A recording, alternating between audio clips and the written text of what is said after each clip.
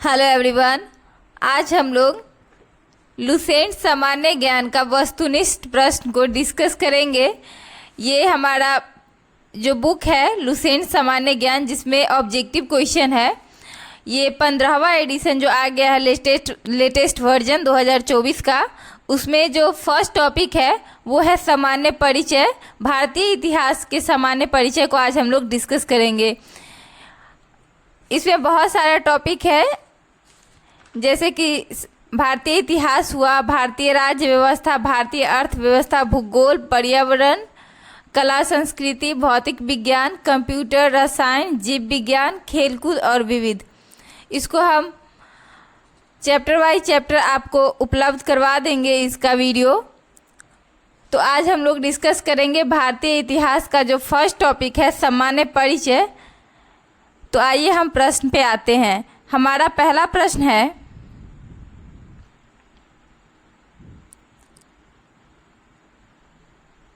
इतिहास के तहत अध्ययन किया जाता है। तो इसका राइट आंसर हो जाएगा ऑप्शन नंबर ए, अतीत का। इतिहास में हम लोग किसका अध्ययन करते हैं? अतीत का अध्ययन करते हैं। हमारा जो दूसरा क्वेश्चन है वो है प्रथम यूनानी इतिहासकार कौन था? तो इसका राइट आंसर हो जाएगा ऑप्शन नंबर बी, हेरोडोटस। आप लोग देख सकते हैं कि ये जो क्वेश्चन है कितना बार पूछा गया है। नेट जेआरएफ 2005, 2009 और 2013 में काफ़ी रिपीटेड क्वेश्चन है। डैट मीन्स कि ये वेरी इंपॉर्टेंट क्वेश्चन है। आप लोग इस क्वेश्चन को अच्छे तरीके से देख ले। हमारा जो नेक्स्ट क्वेश्चन है वो है क्वेश्चन नंबर 3। निम्नलिखित में से किसने स्पष्टता से कहा कि इतिहास के समस्त निष्कर्ष युक्तिसंगत साक्ष्यों पर आधारित है? तो इसका राइट आंसर हो जाएगा ऑप्शन नंबर बी, थ्यूसिडाइडस। हमारा अगला क्वेश्चन है, द हिस्ट्रीज के रचनाकार का नाम क्या है? तो इसका राइट आंसर हो जाएगा ऑप्शन नंबर ए, हेरोडोटस। हिस्टोरिका या फिर जो द हिस्ट्रीज है, ये बुक के राइटर कौन है? हेरोडोटस है, जिसे द फादर ऑफ हिस्ट्री भी बोला जाता है। ये कहाँ के हैं? यूनान के हैं। हमारा अगला क्वेश्चन है, इतिहास के पिता द फादर ऑफ हिस्ट्री की पदवी सही अर्थों में निम्न में से किससे संबंधित है? तो इसका राइट आंसर हो जाएगा ऑप्शन नंबर ए, हेरोडोटस। हमारा नेक्स्ट क्वेश्चन है, इतिहास अपने आप को दोहराता है, यह किसका कथन है? तो ये हीगेल का कथन है। किसका कथन है? हीगेल का कथन है। हमारा अगला क्वेश्चन है, हम इतिहास से यही सीखते हैं कि आदमी इतिहास से कुछ नहीं सीखता है। ये किसका कथन है? ये भी हीगेल का ही कथन है। इसका राइट आंसर हो जाएगा ऑप्शन नंबर ए, हीगेल। हमारा अगला क्वेश्चन है, किसका कथन है समस्त इतिहास वर्ग संघर्ष का इतिहास है? तो ये इसका राइट आंसर हो जाएगा option number A, Karl Marx. Karl Marx ने कहा था कि समस्त इतिहास वर्ग संघर्ष का इतिहास है। हमारा नेक्स्ट क्वेश्चन है क्वेश्चन नंबर 9। निम्नलिखित में से कौन सा एक इतिहास के विषय में मार्क्स के दृष्टिकोण का संक्षिप्त वर्णन करता है? तो इसका राइट आंसर हो जाएगा ऑप्शन नंबर बी, इतिहास शोषक और शोषित वर्गों के बीच संघर्ष का सिलसिला है। आप लोग देख सकते हैं ये जो क्वेश्चन है CDS 2010 में पूछा गया है। ये काफ़ी इम्पोर्टेंट क्वेश्चन है, आप लोग ज़रूर अच्छे से पढ़ें। हमारा अगला क्वेश्चन है क्वेश्चन नंबर 10। निम्नलिखित में से किसने द्वंद्वात्मक भौतिकवाद के सिद्धांत का प्रतिपादन किया? तो 10 का राइट आंसर हो जाएगा ऑप्शन नंबर बी, मार्क्स ने। जो कार्ल मार्क्स थे उन्होंने द्वंद्वात्मक भौतिकवाद के सिद्धांत का प्रतिपादन किया। हमारा नेक्स्ट क्वेश्चन है क्वेश्चन नंबर 11। ये जो क्वेश्चन आप लोग देख सकते हैं ये टीजीटी 2016 के एग्ज़ाम में पूछा गया था। जो टीचर वाले एग्ज़ाम होता है ना, उसमें 2016 में पूछा गया था। हमारा नेक्स्ट क्वेश्चन है क्वेश्चन नंबर 11। कार्ल मार्क्स ने वर्ग संघर्ष की प्रक्रिया को निम्नलिखित में से किस सिद्धांत की मदद से समझाया है? तो इसका राइट आंसर हो जाएगा ऑप्शन नंबर डी, द्वंद्वात्मक भौतिकवाद से। ये यूपीएससी 2011 में पूछा गया है। हमारा नेक्स्ट क्वेश्चन है, आप लोग जानते हैं कि यूपीएससी का जो क्वेश्चन पुराना हो जाता है उसको बाद में सीजीएल या फिर एसएससी वगैरह कि जो भी एग्ज़ाम होता है लोअर वनडे एग्ज़ाम, उसमें पूछ लिया जाता है जो इजी क्वेश्चन होते हैं या फिर जो पुराना क्वेश्चन हो जाता है, इसलिए ये इम्पॉर्टेंट है, आप लोग इसको पढ़िए। हमारा नेक्स्ट क्वेश्चन है, इतिहास विगत की राजनीति है, यह किसका कथन है? तो 12 का राइट आंसर हो जाएगा ऑप्शन नंबर सी, सीले का। सीले ने कहा था इतिहास विगत की राजनीति है। आप लोग देख सकते हैं ये नेट और जेआरएफ 2004 और 2013 में पूछा गया है। हमारा नेक्स्ट क्वेश्चन है क्वेश्चन नंबर 13।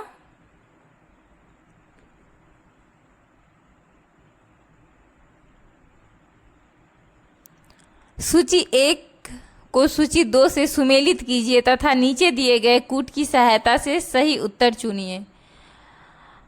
जो फर्स्ट में वो लेखक का नाम दिया गया है और उन्होंने इतिहास की क्या परिभाषा दी है सूची 2 में दिया गया है। तो जो फर्स्ट है ओकसाट, ये जो राइटर है इन्होंने बताया था कि सच यह है कि इतिहास में अतीत वर्तमान के साथ बदलता है। 1 का 3 हो जाएगा। हमारा नेक्स्ट जो है ये लेखक वो है ट्रेविलन ने बताया था कि इतिहास का महत्व वैज्ञानिक नहीं है। ट्रेविलन क्या बोला था कि इतिहास का महत्व वैज्ञानिक नहीं है।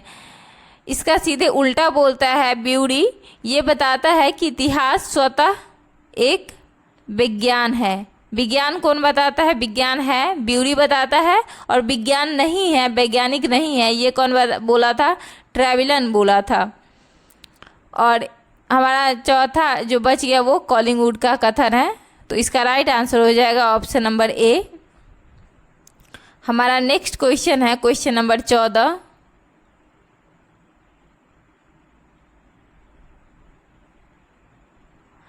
किस इतिहास दर्शन शास्त्री ने कहा था समय इतिहास समकालीन इतिहास है? समस्त इतिहास समकालीन इतिहास है। तो 14 का राइट आंसर हो जाएगा ऑप्शन नंबर बी, बेनिडिटो क्रोचे ने कहा था। ये भी नेट और जेआरएफ में क्वेश्चन पूछा गया है। इसका राइट आंसर हो जाएगा ऑप्शन नंबर बी, बेनिडिटो क्रोचे ने कहा था समस्त इतिहास समकालीन इतिहास है। हमारा नेक्स्ट क्वेश्चन है क्वेश्चन नंबर 15। इतिहास वर्तमान एवं अतीत के बीच अंतर्निहित वार्ता है, यह किसने कहा था? तो 15 का राइट आंसर है ऑप्शन नंबर एच, कार ने कहा था। कार ने क्या कहा था? इतिहास वर्तमान एवं अतीत के बीच अंतहीन वार्ता है। क्या बोला था? इतिहास वर्तमान और अतीत के बीच अंतहीन वार्ता है। ये जो क्वेश्चन है ये net JRF 2016 Bihar judiciary service 2016 में पूछा गया है। तो आप समझ सकते हैं कि कितना इम्पोर्टेंट है। हमारा अगला क्वेश्चन है क्वेश्चन नंबर 16। तिथियों के साथ प्रयुक्त होने वाला बीसी किसका संक्षिप्ताक्षर है? तो इसका राइट आंसर हो जाएगा ऑप्शन नंबर ए, बिफोर क्राइस्ट। हमारा अगला क्वेश्चन है तिथियों के साथ प्रयुक्त होने वाला एडी का पूर्ण रूप क्या है? तो इसका राइट आंसर हो जाएगा option number A, anno domini. हमारा नेक्स्ट क्वेश्चन है क्वेश्चन नंबर 18। वर्ष 50 ईसा पूर्व है। जो ईसा पूर्व है वो इसका ऑप्शन के अनुसार हम लोग देखेंगे वर्ष 150 ईसा पूर्व के पहले आता है, बिल्कुल नहीं, वर्ष 150 ईसा पूर्व के बाद आता है। हम लोग जानते हैं जो ईसा पूर्व है उसमें उल्टा टाइम चलता है, मतलब पहले 150, 149, 148, 147 इस टाइप से आता है ईसा पूर्व में। तो 150 के बाद क्या आएगा, 50 ईसा पूर्व आएगा। हमारा जो नेक्स्ट क्वेश्चन है वो है वर्ष 1015 किस तिथि में किस शताब्दी में आता है। तो इसका राइट आंसर हो जाएगा ऑप्शन नंबर सी, 11वीं शताब्दी में। जैसे कि 2000 अभी कितना चल रहा है, 2024 चल रहा है, तो हम लोग कौन से ये शताब्दी में है, तो हम लोग 21वीं शताब्दी में है। 2000 जैसे ही क्रॉस हुआ, इस जो लास्ट का इधर देखना है, जैसे ही क्रॉस हुआ वो 21वीं, जैसे ही 2001 आया हम लोग 21वीं शताब्दी में आ गए। अगर ये 1999 तक रहता तो किस शताब्दी में है, हम लोग 20वीं शताब्दी में हैं। हमारा नेक्स्ट क्वेश्चन है क्वेश्चन नंबर 20। सूची 1 को सूची 2 से सुमेलित कीजिए और सूचियों के नीचे दिए गए कूट का प्रयोग करते हुए सही उत्तर चयन कीजिए। तो हमारा जो पहला है सूची 1 में विक्रम संवत्सर। तो विक्रम संवत्सर कब स्टार्ट हुआ था, ये हुआ था 58 ईसा पूर्व में। विक्रम संवत कब हुआ था, 58 ईसा पूर्व में। शक संवत ये 78 ईस्वी में हुआ था। ये दोनों अगर मिल गया तो इसके बाद आप ऑप्शन मिला सकते हैं, लेकिन और हम इसको डिस्कस कर दे रहे हैं। गुप्त संवत 320 ईस्वी में हुआ था और कलिंग संवत्सर 3102। आप अगर विक्रम संवत और गुप्त संवत भी याद रखते हैं तो आपसे क्वेश्चन सॉल्व हो जाएगा। विक्रम संवत कब है, 58 ईसा पूर्व में, और शक संवत कब है, 78 ईस्वी में।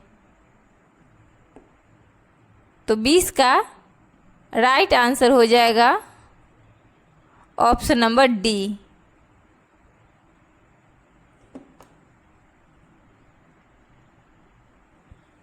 ये यूपीएससी 1995 में पूछा गया था। यूपीएससी से जो भी क्वेश्चन पुराना होता है बाद में उसको एसएससी या फिर बीएसएससी जो भी है उस सब में पूछ लिया जाता है। हमारा नेक्स्ट क्वेश्चन है क्वेश्चन नंबर 21। विक्रम संवत प्रारंभ हुआ, ये कब प्रारंभ हुआ था विक्रम संवत? तो 21 का राइट आंसर हो जाएगा ऑप्शन नंबर ए, 58 ईसा पूर्व में। कब स्टार्ट हुआ था, 58 ईसा पूर्व में स्टार्ट हुआ था विक्रम संवत। हमारा जो अगला क्वेश्चन है क्वेश्चन नंबर 22। शक संवत का प्रारंभ किस सम्राट के शासनकाल में 78 ईस्वी में हुआ था? तो ये हुआ था कनिष्क के शासनकाल में। किसके शासनकाल में शक संवत शुरू हुआ था? कनिष्क के शासनकाल में हुआ था। ये एसएससी में कितना बार पूछा गया, 2000 में, फिर 2008 में, फिर सीआरएफ में, 2018 में जो डब्ल्यूबीएससी है उसमें ही पूछा गया है। तो ये क्वेश्चन काफ़ी बार पूछा गया है। तो शक संवत का प्रारंभ किस सम्राट के शासनकाल में हुआ था? कनिष्क के शासनकाल में हुआ था। हमारा अगला क्वेश्चन है भारत का राष्ट्रीय पंचांग नेशनल कैलेंडर किस संवत पर आधारित है? तो इसका राइट आंसर हो जाएगा option number B, option number C होगा, शक संवत। हमारा जो नेक्स्ट क्वेश्चन है वो है गुप्त संवत 319 से 320 ईस्वी को प्रारंभ करने का श्रेय किसे दिया जाता है? तो गुप्त संवत को प्रारंभ करने का श्रेय किसे दिया जाता है? ये दिया जाता है चंद्रगुप्त प्रथम को। किसको? चंद्रगुप्त प्रथम को दिया जाता है गुप्त संवत प्रारंभ करने का श्रेय। नेक्स्ट क्वेश्चन है क्वेश्चन नंबर 25। चंद्रगुप्त प्रथम ने गुप्त संवत का प्रारंभ किस उपलक्ष्य में किया? इसका राइट आंसर हो जाएगा ऑप्शन नंबर ए, अपने राज्यारोहण के स्मारक के रूप में।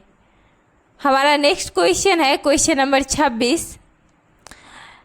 निम्न कथनों पर विचार कीजिए तथा नीचे दिए गए कूट के सही उत्तर चुनिए। इसका राइट आंसर हो जाएगा ऑप्शन नंबर सी 1, 2 और 3। ये जो तीनों है तीनों सही है। हमारा जो नेक्स्ट क्वेश्चन है वो है क्वेश्चन नंबर 27। हर्षवर्धन ने 606 ईस्वी में हर्ष संवत की स्थापना किस उपलक्ष्य में की थी? तो इसका राइट आंसर हो जाएगा ऑप्शन नंबर ए, अपने राज्यारोहण के उपलक्ष्य में। हमारा नेक्स्ट क्वेश्चन है क्वेश्चन नंबर 28।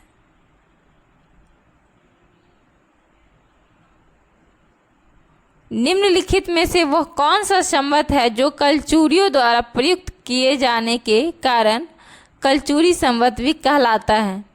तो 28 का राइट आंसर हो जाएगा ऑप्शन नंबर सी, त्रैकुटक संवत।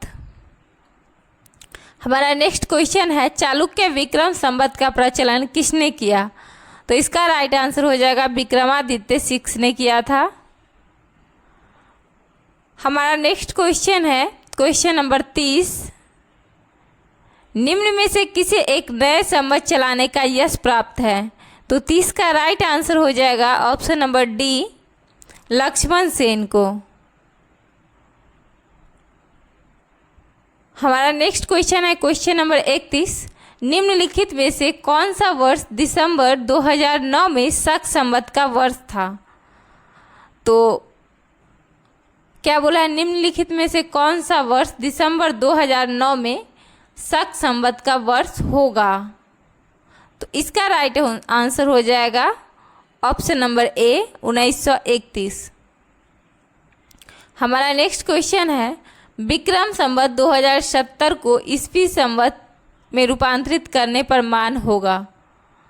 तो 32 का राइट आंसर हो जाएगा ऑप्शन नंबर डी, 2013। हमारा नेक्स्ट क्वेश्चन है क्वेश्चन नंबर 33।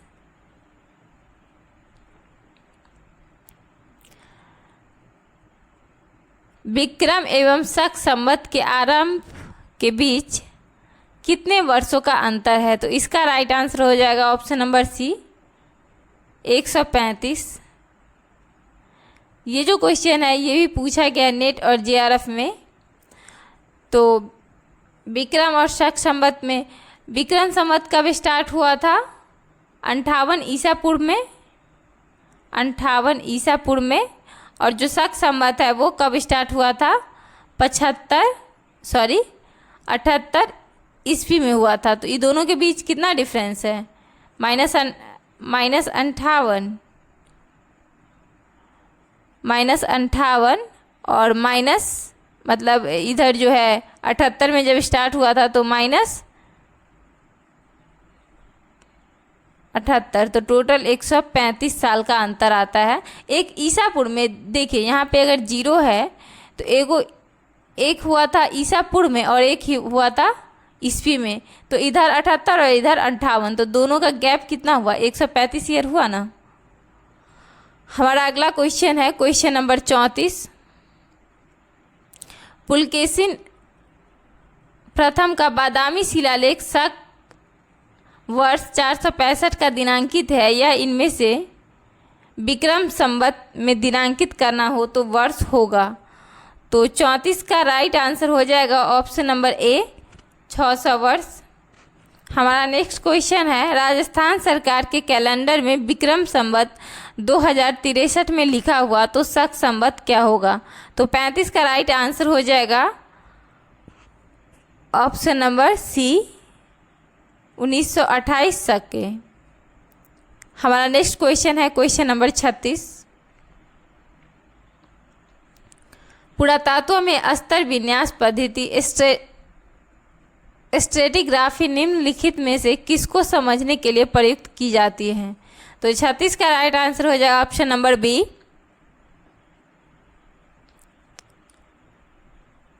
भौतिक अवशेष के क्रमिक निक्षेप को। हमारा नेक्स्ट क्वेश्चन है क्वेश्चन नंबर 37। कार्बन 14 तिथि निर्धारण पद्धति का विकास किसने किया? तो इसका राइट आंसर हो जाएगा option number D, Willard Libby ने किया था। किसने किया था? विलार्ड लिब्बी ने किया था। हमारा जो नेक्स्ट क्वेश्चन है, क्वेश्चन नंबर 38, काष्ठ, अस्थि और शंख के पुरातात्विक नमूनों के काल निर्धारण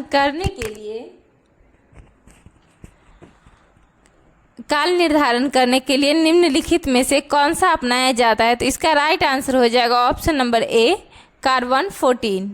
38 का क्या हो जाएगा राइट आंसर? ऑप्शन नंबर ए, कार्बन 14। जितना भी जीवाश्म वगैरह है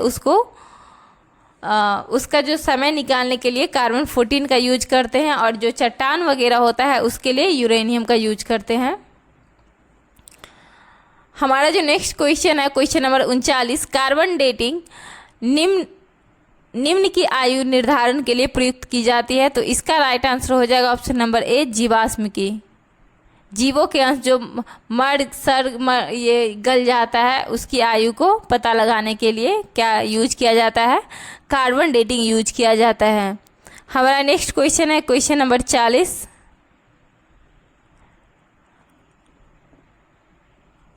प्रागैतिहास का अंत एवं विकास का आरंभ तब माना जाता है जब। तो इसका राइट आंसर हो जाएगा ऑप्शन नंबर सी, मानव ने लिखना सीखा। इसका राइट आंसर हो जाएगा ऑप्शन नंबर सी, मानव ने लिखना सीखा। इतिहास को कितने कालखंडों में बांटा गया है? 3 कालखंडों में बांटा गया है। कौन कौन? प्रागैतिहासिक, उसके बाद प्रागैतिहासिक, फिर ऐतिहासिक है, और इंग्लिश इसमें बोले तो एक है एंशियंट हिस्ट्री, मेडिवल हिस्ट्री और मॉडर्न हिस्ट्री। ये जो है ये ऐतिहासिक में आ जाता है। तो जो